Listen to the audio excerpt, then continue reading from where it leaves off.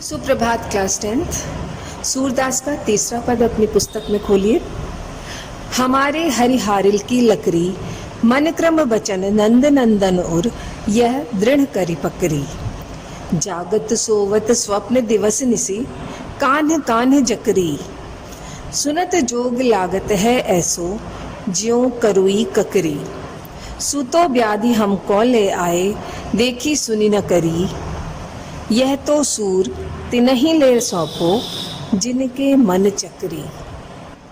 बच्चों, इसमें गोपियां श्री कृष्ण के प्रति अपने एकनिष्ठ प्रेम की अभिव्यक्ति कर रही हैं और उद्धव से कहती हैं कि हमारे हरिहारिल की लकड़ी, हे उद्धव, हमारे कृष्ण हारिल की लकड़ी के समान हैं। जिस प्रकार हारिल पक्षी अपने पंजों में दबी लकड़ी को आधार बनाकर उड़ता रहता है, उसी प्रकार हमारे जीवन के लिए कृष्ण आधार है।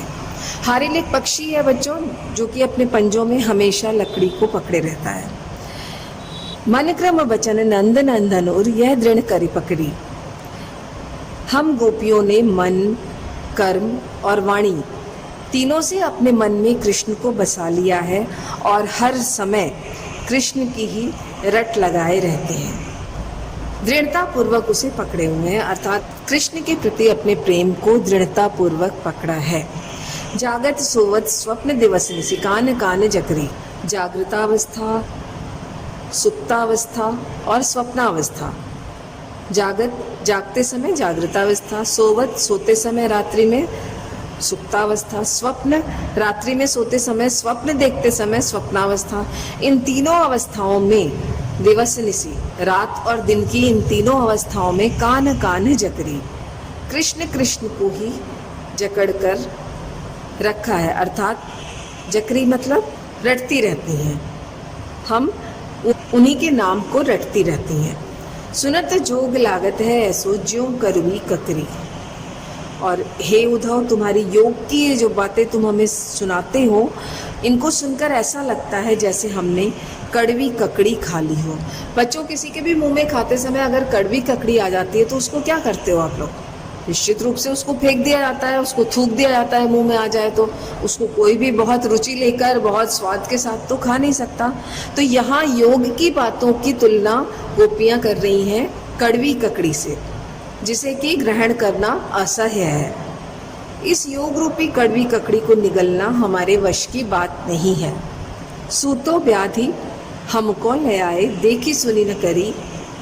हे उद्धव, योग का रूप या योग की बातें हम गोपियों के लिए एक रोग के समान है। व्याधि मतलब रोग के समान है, जिसके बारे में देखी सुनी न करी। हमने न कभी देखा है, न कभी सुना है और न कभी महसूस किया है। और अंत में वो फिर उद्धव से कहती हैं कि योग साधना का संदेश उनके लिए उचित रहता है। यह तो सूर तिनहि ले सौंपो, उनको ही ये जाकर सौंपो हे उद्धव, जिनके मन चक्री, जिनका मन चक्री के समान। चक्री देखा होगा आपने, जानते होंगे, जिसमें कि कुछ रख के पीसा जाता है और लगातार चलायमान रहती है, जिसके कारण कोई चीज़ उसके अंदर पीसी जा सकती है। चक्री के समान अस्थिर अथवा चंचल है।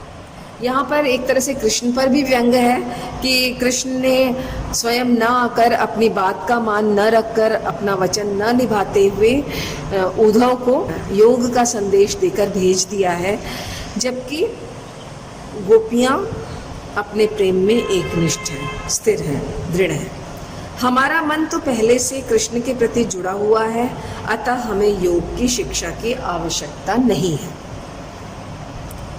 यह तो सूर तिनहि ले सौंपो जिनके मन चक्रे। यहाँ पर अपने वाक चातुर्य के द्वारा, अपने वाणी की चतुराई के द्वारा वो उद्धव को परास्त करती हैं और उनके योग संदेश को व्यर्थ बताती हैं, जिसे कि वो नहीं अपना सकती, उनका अपनाना असंभव है।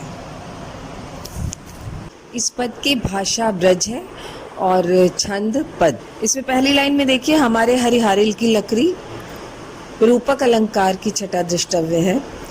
हारिल की लकड़ी के समान अपने प्रेम की एक निष्ठता को बताया।